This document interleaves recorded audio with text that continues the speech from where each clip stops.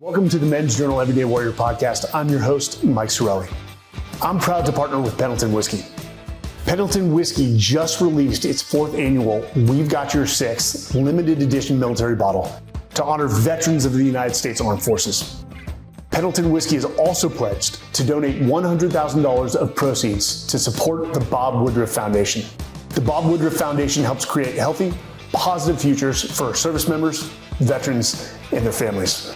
Remember to go to PendletonWhiskey.com and please check out their cocktails page, which provides a Western spin on your classic cocktails. All right, let's get to it.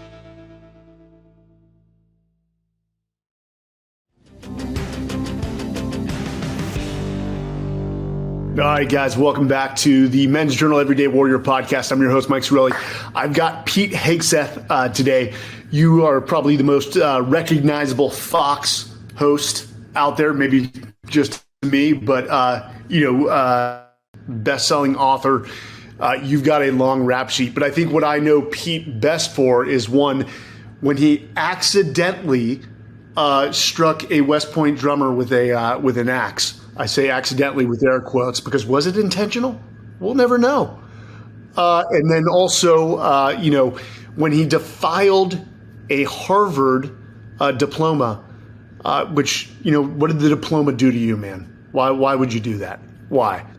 I tell you. No, Pete, good to have you on. For those that live under a rock, just give us the quick background on Pete. Well, thanks for having me. I am born and raised in Minnesota, small town boy, wonderful family, blessed. It's the ultimate privilege is having parents that love you and raise you and teach you to love the Lord and care about the country. And so that's where I really came from. All I cared about was basketball until I was about 20 years of age. Thought I was going to be an NBA player. And then I realized that short, slow, white, can't jump. Doesn't matter how many threes you can make. It's never going to happen. So you can't overstate the depth of that shaping who I was. 6 hours in a gym every day. And then I went into ROTC, joined the military, deployed a couple of times, Guantanamo Bay with my National Guard unit, Iraq with the 101st, started some vets organizations when I came back, ran for office. That was an utter failure. So I had a political inclination, always have, but running for office is of yesteryear.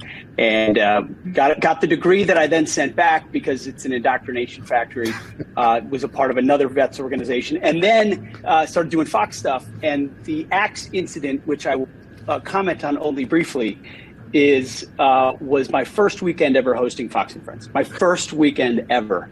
That happens, and it becomes an international clickbait. Vet hits man on TV with an axe on live TV. Yeah. So it's been a blessing to be at Fox. They're wonderful folks. And as we may talk about, I take very seriously as one of the very few post 9/11 combat vets in the media, especially a host, trying to give voice to our generation of guys. I did like this -% of what our generation did, but I tried to give voice to what so many did that'll never get a spotlight, never get a platform, never had a camera shown on their face. So I take that real seriously. And no one, Pete, will ever question that. You indeed have given the veterans a voice, and you continue to advocate for them. Not only the positions you held in the veteran nonprofits, but I know we'll talk probably heavily about the Patriot Awards coming up. November 17th, is that correct? November 17th, the award show that actually matters, Mike. It's Hollywood that's been doing award shows for years, giving awards to people who play heroes on TV. The Patriot Awards, it's a no-brainer. The idea was find people who did heroic things, who deserve the spotlight, who never did it to seek the spotlight, and then elevate those stories. And it has exploded in just 4 years into a huge annual event that everybody's excited about, and every year it'll bring tears to your eyes as we're in this vapid culture of nonsense. And then the first responder or the border patrol agent or the police officer or the vet or the military family or the community member who just supports the troops, they get up on stage and explain why they do it and reminds you why America is such a special place. So it is November 17th. It's sold out. However, if you want to go on Ticketmaster or one of those, there's some secondary market tickets if you still want to go. Amazing. And where's that being held this year? Hollywood, Florida. So the other Hollywood in the free state of Florida. And yeah, it's going to be an event. You can watch it on Fox Nation Live, and then it'll probably show in part on Fox News Channel as well. Will a certain governor be making a appearance? It's a good question. He was there last year. TBD. And sort of bringing it close to home, he was the judge advocate general at SEAL Team 1 when I was on the West Coast. Had the privilege of meeting DeSantis, and the guys loved him. He was the JAG, and for those listeners that don't understand the military, that means the lawyer. He was the JAG that everyone loved. By the way, see, that's wonderful to hear, because most JAG officers go by the nickname JAG-offs because you can't stand them because they're finding a way to gig you and create problems for the real trigger pullers. So when you find a good JAG officer, wrap your arms around them and promote them, because they're the ones that allow the warfighters to actually kill bad guys, and the other ones create nonsense where there doesn't have to be. Civil conversation in the character assassination, it seems like, well, I'll tell you, when you attack my character, the conversation's done. There's never reason to attack someone's character in what is meant to be an unemotional, logical debate on why you may have different views than us. But it does seem that, and hey, being a veteran, you've heard some horrible things from certain American people, which never underestimate the stupidity of the American people. I mean, that's got to be hard for you, man. And I think we all want. We're all Americans. We all want the same thing. What advice do you have to people to tamper down that emotion and come together? I mean, I actually think it's a lot easier for me. Not just because of the calluses that you build up over the years, but because my job, I get paid to give my opinion on television. I'm not pretending to be a journalist. I'm not pretending to be objective. My job is to give a point of view based on what I believe and be open and honest about it. You can like me or not like me, fine. And you can come after me and criticize me, fine. That's easy. That's really easy. I ignore the labels. I ignore the negativity, the things people say about me, what they accuse me of being, the character assassination, certainly the identity politics. Like, it just doesn't work. It's not effective. So the people I feel for are everyday Americans who are informed and are passionate and deserve to have their own opinion and deserve to speak out. But because of today's culture and cancellation, and if you're a nurse or a construction worker or a teacher or you work at the VA, or you take your pick and you don't have a platform and you want to have a political voice, you're put in a box and told you can say the following things with the following pronouns, with the following acceptable points of view. Otherwise, your livelihood might be threatened, or your ability to speak out might be threatened. You're not actually free if what you think inside your head you can't say with your lips. And that's my concern. Is I would call it information warfare. What I do at this point, it is battling to ensure that the space in which people can operate in the public square is as wide and open as possible. It's what higher education is supposed to be, and wasn't when you were there. It's what Harvard isn't anymore. It's an indoctrination camp. You could only have one view, which is why I mailed the degree back. We should stop holding those institutions up as gatekeepers of expertise. Or places that we should revere. It's really tough to have real civil discourse. I think Elon Musk is going to try on Twitter to say we're not going to. They're going to try to sabotage him at every turn. You're already seeing it. I think we're in an era. How would I put it? We're in an era of yellow journalism, in that we tried to pretend to ourselves that the New York Times or CNN, decades ago, was playing it down the middle, calling balls and strikes, giving us, independent analysis. That was never the case. Tom Brokaw didn't do that. Walter Cronkite didn't do that. But we at least felt like we all agreed on the margins of the big things, like America's a good place, free market's a good thing, like our military, cops are a good thing. All those things were assumed. That's all broken down. Now it's who can make the best argument. And I think the wider the ecosystem of voices, the better. Because I believe that, the Judeo-Christian, capitalist, constitutional bedrock of our republic wins out in that debate if given the opportunity to have voice. And that's what I'm clinging to. Well, I don't know if you saw, Elon received an email from HR that it was time to lead the Twitter way. I need to get that. For a guy who has a leadership development consulting firm, I've got to see their style of leadership in management. maybe I could learn a thing or two. And that's coming from a Bay Area native. Let me ask you this. Both with higher education and civil discourse, do you think we can return to maybe 15, 20 years ago? And the reason I say that is not Jerry Boykin. He's the president of the Special Operations Warrior Foundation. It'll come to me, Hutmacher, General Hutmacher. Came into the Marine Corps very tail end of the Vietnam War, and I said, "Hey, have you ever seen things this bad?" And he said, "No, I haven't. This is the worst I've seen it." Do you think there is a return to normalcy with both higher education and civil discourse? It's a long-term road. Sure, there is a return.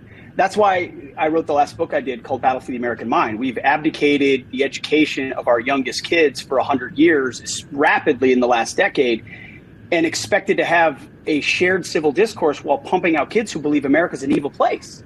Who their baseline is, no, America is not special because it was stolen from the Indians and built on the backs of slaves. Our founding date should be 1619, not 1776. We should tear down all our statues, including Abraham Lincoln. And then maybe once we've paid reparations to everyone and everyone can change their gender, then we have this utopia that will be unleashed on Earth, which has always been a lie. See, in the Vietnam War, as bad as it got, and it got really bad, there was still a baseline of education and a sentimentality that America was worth fighting for, a good place. Right now, when we debate folks on the far left of the other side, they're saying tear it all down and burn it all down. That's really hard to have a so-called discourse with. You fix that by pumping out a generation of kids that have gone back to the basics. I believe classical Christian education is the place to do that. And so you've got that 1, 2, 3, 4% in 20 years, in 40 years that have a generationally different view, and you can start to rebuild in the ashes. But I think you can't keep a country when the citizens of that country think that country is a bad place. I think politics is still a place where there's still an amazing reservoir of goodwill amongst people who vote and have common sense in their brain. And you're going to see that, I believe, on Election Day and probably in 2024 in light of what Biden has done. But politics is downstream of culture, and culture is downstream of religion. And when you burn the other things down or you abdicate them and you outsource them, it becomes increasingly difficult to win politically. And I think that's what the left is counting on. So could it happen? Yes. If we continue on our trajectory, will it happen? No, like nothing's inevitable. Our republic's not inevitable. History tells us that empires rise and fall, and why would it be any different? It's I would say this, for somebody who fought for 20-year career, but 10 combat deployments, man, we thought while we were over there, and you were there with us, that everyone back here had it covered down, that they would work together to make the nation better, regardless of their opinions or their political leanings, is that they would come together as our soldiers were forward fighting the good fight. You know, I watched Ray Dalio and Henry Kissinger in a interview recently. Of course, Henry Kissinger was talking, Ray Dalio was listening, and Kissinger should have probably about 10 writers surrounding him at all times before he dies, because that guy is a genius. But he said, post World War II, we were the greatest economic power in the nation. There was no way that we could have possibly sustained that. But we were also the world's greatest leadership incubator. We set the standard for leadership for the world post World War II. And that was sustainable, but it's degraded. For someone who's been in the military, and we put a precedence on leadership, and you put a precedence on it now. Man, this is a loaded question. Do you think our national leaders in the national capital region are setting the example, which we know is, if you forget everything else in the military, they say always lead by example. Do you think, well, one, I know the answer. They're not. But how do you change the behavior of politicians to lead by example? Not what they say, it's what you do. So doing is greater than talking. How do we get the national capital region back to the days of JFK, of Reagan? Oh man, it's a big question. First of all, I would love to move the capital out of Washington, D.C. to somewhere else in middle America where they have to restart. I mean that like sincerely, like take the Department of Education and abolish it, take the Department of Agriculture and move it to an agriculture state. You got to rethink the entire, because the extent to which Washington, D.C. is captured and poisoned, I don't think can be overstated. We saw it in what was done to Donald Trump. We see it in the total incompetency that persists throughout all agencies, and now the leveraging for political weaponization that we see in a lot of our most powerful institutions. I mean, take the Defense Department, for example. I mean, the debacle that happens in Afghanistan occurs and no one's fired, no one resigns, no one's held accountable at all. It's because the institution exists to perpetuate itself and the rise of people who are willing to play by the prerogatives of the political class. And that has a lot to do with social justice and identity politics nonsense inside the Pentagon. So you hear Mike Milley yelling about white rage and Lloyd Austin talking about stand downs. They're not leaders, they're followers of the political moment. And the moment for them is Barack Obama started a social experiment in the military, Joe Biden continuing it. And I think you just have to have politicians that actually do what they say they're going to do. And I think Donald Trump tried to do that in 2016. He was just new to politics and didn't know necessarily the right personnel to bring in. I think what the swamp fears the most is a second term of that, where they actually know how Washington works and we take the big moves to change it. I'm also, not to get on a tangent, but I'm also a big fan of Convention of States. It's an Article 5, or it's an organization that exists to trigger and use Article 5 of the Constitution, which effectively, if you get enough state legislatures to pass the same amendment, which 19 have already, you can hold a amending convention to the Constitution. The founders put it in there with no debate because they believed that the federal government ever got so big, the state should have the prerogative to rein it in. And this kind of we the people movement it's the Civil War without the bullets. In a political sense, to rein in the federal government that otherwise never will, and certainly doesn't care about the interests of average people. So I think it's really dramatic steps that have to be taken at this point to rein it in. Nipping around the margins just means playing their game. It is a wildly different political view on government. Well, for a guy who served 20 years in government, I'm not a fan. In fact, what did Reagan say? What were the 9 most dangerous words in the English language? I'm from the government. I'm here to help. Yep. The private sector will always move more rapidly and efficiently, and I think Elon with SpaceX and other organizations have proven that model. Yep. So I want to dive into Modern Warrior. One, I didn't prep this, but I've got a new book called The Everyday Warrior coming out on January 10th, 2023. And awesome. Warrior is not siloed to people who carry a gun. One, I talk about there's a difference between war fighters and warriors. They're not necessarily mutually exclusive. I knew some very good war fighters who maybe were not the most ethical people, and maybe, in my opinion, not warriors. So I think a single mother of 2 trying to grind and sacrifice for her 2 kids to give them a better life is more of a warrior than some of the guys I served with. But in your opinion, what is a warrior to you? Oh man, that's a great big. I would. That's why we did the book, is because I think individual examples of that warrior ethos, the obstacles they faced, the sheer human nature you have to overcome. The challenges and excuses that you could always give into at any moment. And then I think courage has a lot to do with it. I mean, in the military, we overcome that courage with training and men and women that we train with who are prepared in those moments. So your training and your instincts kick in along with the motivation of being there for the guys next to you. But courage is a great deficiency in our culture right now. I think that, I mean, you'd have to tell me, you're writing the book on it, but the components of dealing with complex situations, preparing, putting the mission first, working with people to do it, having the courage to execute. And that can be in our churches, in our cultures, in our school, in our homes. It certainly does not have to be on the battlefield, like you said. But I think we're at a moment, and I can say this in an educational context, our republic doesn't survive if our families and our schools and our churches are pumping out cultural survivors, meaning people who barely made it through enough to be kind of conservative and generally understand the free market they'll go, we need warriors. We need cultural warriors. We need faith warriors. We need economic warriors. We need political warriors who are unafraid to challenge what seems like an insurmountable challenge. But not just at the macro level, what you're talking about. At the micro level, inside your own family, where you can affect that change. In education, I talk about a radical reorientation of your life around the education of your kids. What are you willing to give up and sacrifice? That's another aspect of a warrior. Sacrifice in order to get the outcome that you know is necessary for the perpetuation of your family, your state, and our freedoms. So the book, Modern Warriors, was meant to highlight some of those stories that were accessible not just to vets, but also in the civilian world. Writing that book, that had to be humbling. As you heard some of these stories, I mean, it had to take. Is there one particular story where you got to stop writing and just think about the gravity of what one of these individuals did?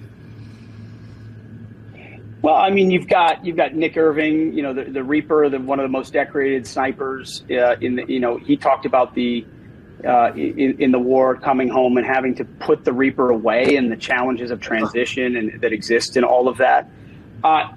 It's humbling in that, I hear you say 20 years, 10 tours.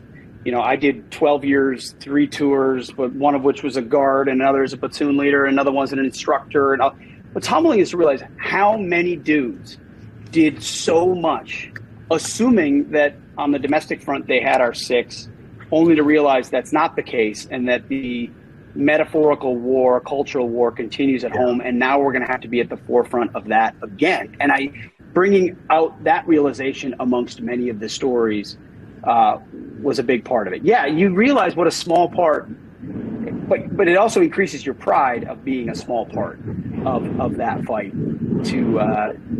Joey Jones is in the book. He's a colleague of mine at Fox, and considering what he overcame in the darkness that he saw and the ability to live the way that he does, it's those kind of stories we hope give some inspiration to folks. One of the companies I'm wearing their hat is, I love these guys. What Evan Hafer and these guys have done is a shining example for veterans, not only of their innovativeness. I mean, they took a coffee company, which, they do pride their coffee, but they showed that military grit and innovation and just grind and drive to create a company that stepped apart. I did have an opportunity to speak with Sebastian Younger, author of the book Tribe, and he was also, I think, the book War.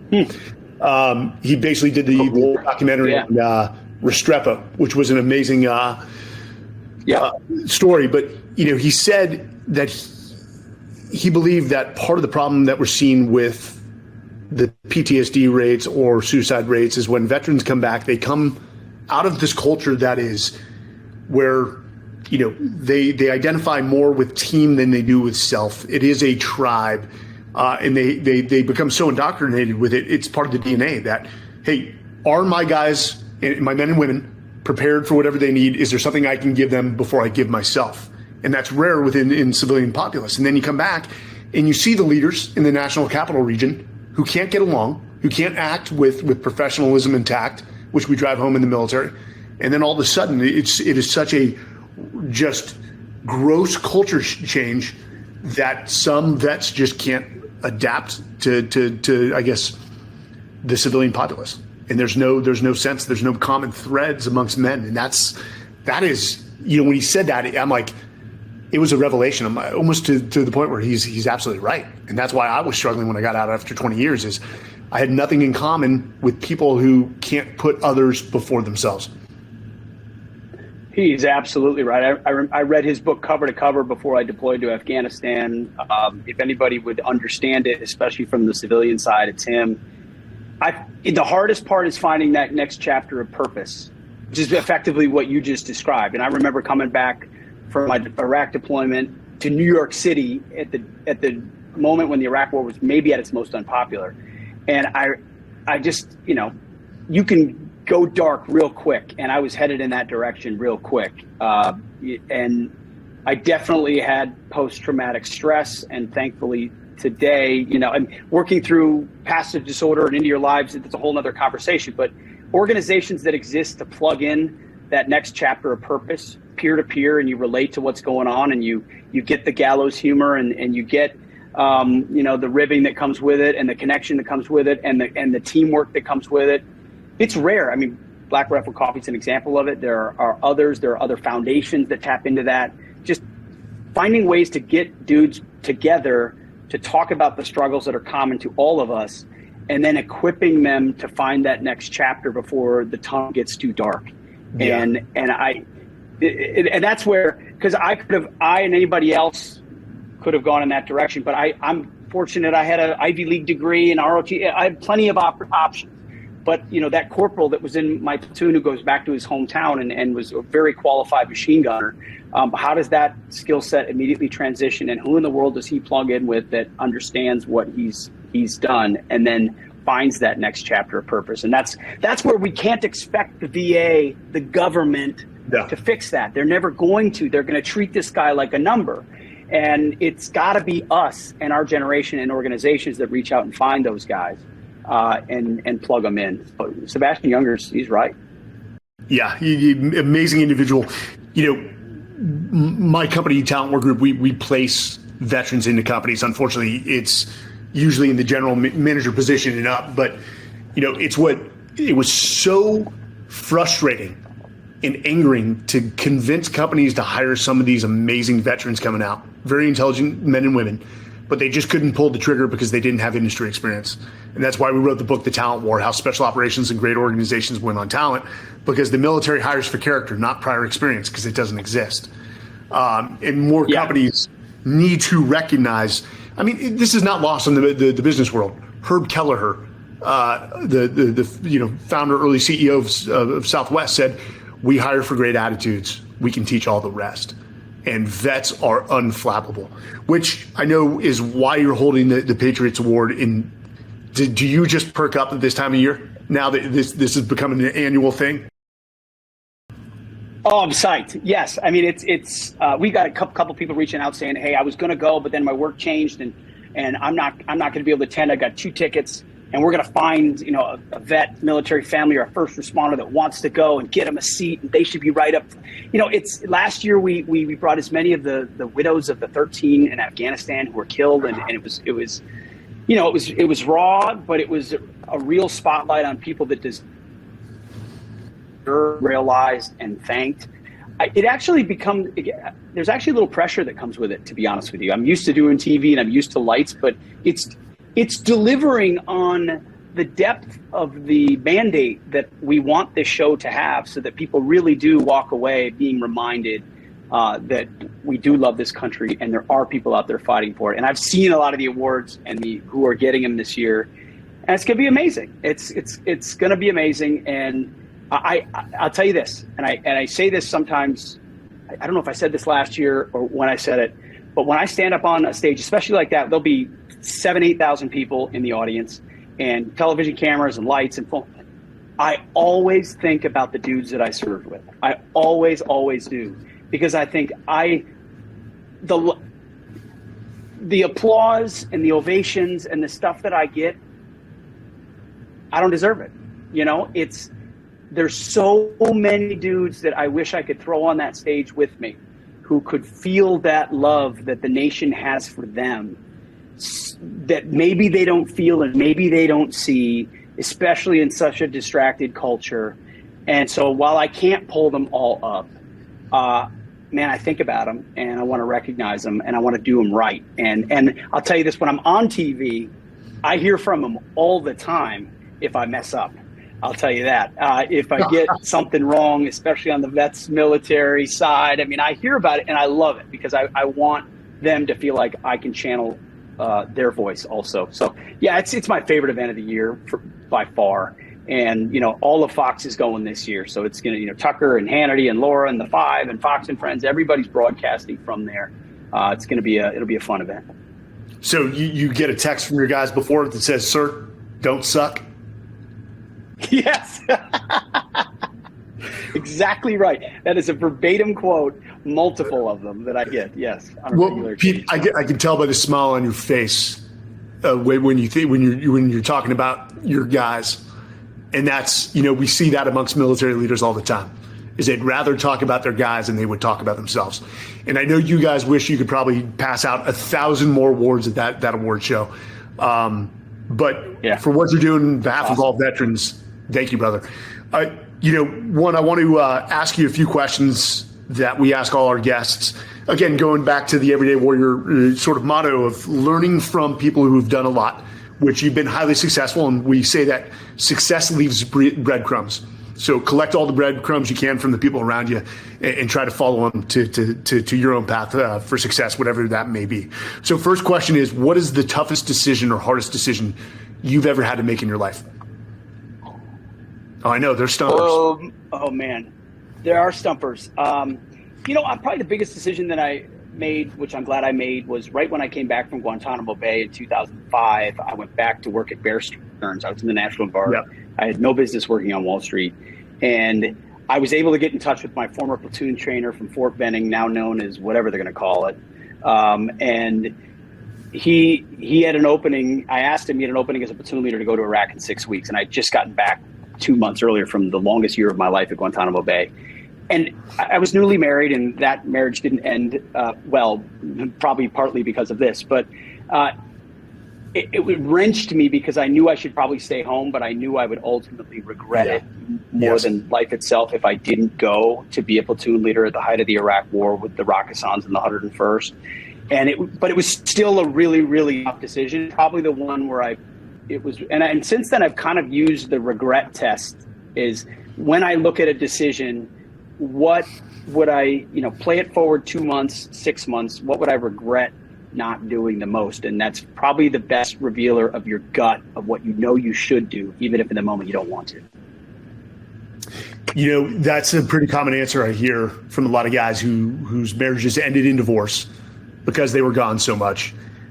But as horrible as that sounds, when you think about it, it is selfless in a way too, is that they knew the guys needed them, and they needed to be there if something went wrong. And they were willing to give away the thing they loved the most, their marriage, not intentionally, to go be part of something that required a lot of good people. So I hear you there. Again, you've been wildly successful. What are those 1 to 3 non-negotiables, those key tenets that have led to the majority of success for Pete? Drive, integrity, loyalty. What are the 3 things that you would tell a young child, if they do these 3 things, their life is going to be, for the most part, probably highly successful? I mean, I think it today is an intangible. It hasn't always been, but maybe it's old. I mean, for me, it's my faith in Jesus Christ and living by his law. And when you live by his law, you are liberated. And the years and times that I didn't created the entanglements and challenges that have most burdened me in my life. And so realizing the liberating power of Jesus and biblical wisdom is really important and often lost on so many of us in our younger, more self-driven years. I would also say just sheer straight up hard work, like just straight up outwork other people. That's what I did when I was 15, 16, 17, 18, 6, 7 hours a day playing basketball. Like I was going to be a D1 player. I was going to play in the NBA, and I knew I was going to take more free throws and threes and work on my game more than anybody else. And I was going to walk. And it just, if I hadn't done that, 9 other doors wouldn't have opened for other reasons at other places, because I made myself the best I could at something and left nothing on the field. I can't look back and say I didn't give everything I had in that context. And then that, of course, translates then to the military, and it translates to writing books and doing whatever you can. I mean, I appeared on any show Fox needed for years and years and years and years and years before they even knew my name. You know, when no one else would do it, early in the morning, late at night, you know, oh, you call me, I'll do it. Just work your tail off, actually. And then I think the third one would be how you respond to adversity, not allowing adversity to set you back permanently. My dad always said, you know, it's how you respond. And in those moments when you're set back, make a choice. And the rebound is often way better, obviously, than the pitfalls you had in the first place. That's interesting because that really applies to what I think is the next sort of pandemic within the United States, which is victimhood. Is, hey, horrible things will happen, but you control your response to them. You are never a victim, ever. Correct. You always have a response or a reaction that you own. Pete, I'm going to do one different. There are veterans at home right now who are wondering if they matter. What advice for somebody that's lived what they went through, what advice do you have for them? What is the next step for them to take?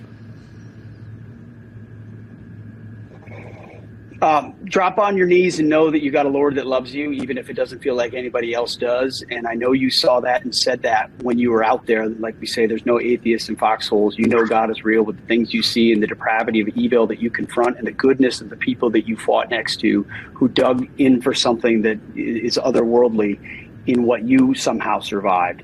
And just know that in a godly context, of course, we're all nothing. We're all ashes and dust. This is all temporary. We go into the world with nothing and we leave with nothing. So just because the world says somebody is important or special or worth listening to doesn't change the worth that you have. You know what you did. You know how significant it was. And you know those values that translate. And you know, in the military, you know how hard you worked and how much you pushed. And I think I had a little bit of this temptation when I came back from Iraq. I was like, man, I've done don't tell me I haven't done my part. I've done my part. Don't tell me. And do you know what I mean? And it's like, but I'm 26. It's not, you don't pause at don't tell me I haven't done my part. Okay, now I've done one small part of one small part. What's next? Like, dig on the attributes that got you through basic, that got you through AIT, that got you through your first unit. Dig into those in the civilian context. And yeah, it might not be as sexy and you don't get to shoot guns or what. But find other places where you can find purpose that translates and dive into that, because you're going to have the same kind of success you had in the military. And over time, as you have more success, you can set more parameters around who you want to be working with and where you want to be working and when you want to be working. That's how it works. But don't just, too many vets come home and go, all right, that's it. I got my vet cap now and I did my piece, and I understand that instinct. Our country needs you again. So does your family. And World War II generation blazed away with that. One out of, I think, what was it? 50% started their own businesses or went back and got their college degrees. No, wise words, Pete. We're going to have to get you on one of our expeditions coming up. Maybe 7 continents, 7 days, 7 skydives, if you're up to it. We're good group of vets, man. We're trying to live life to the fullest, mitigating risk, of course. We're not sociopaths, but this next one is good. And in fact, we're planning to take 15 to 20 vets to give them, some amputees, to give them the gift of flight and teach them how to skydive.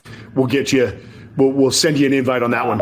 Pete, again, where can people follow the Patriot Awards? I know Ticketmaster, there's some spare tickets, you said, but if they can't attend in person. FoxNation.com. If they can't attend, go to FoxNation.com. In fact, right now, always, vets and military can get, I don't know if it's always a year. We do those in increments, but at the very minimum, a month free. I believe it's an ongoing, I should get this confirmed, year-long for vets, year-long for first responders and military, and firefighters and police officers.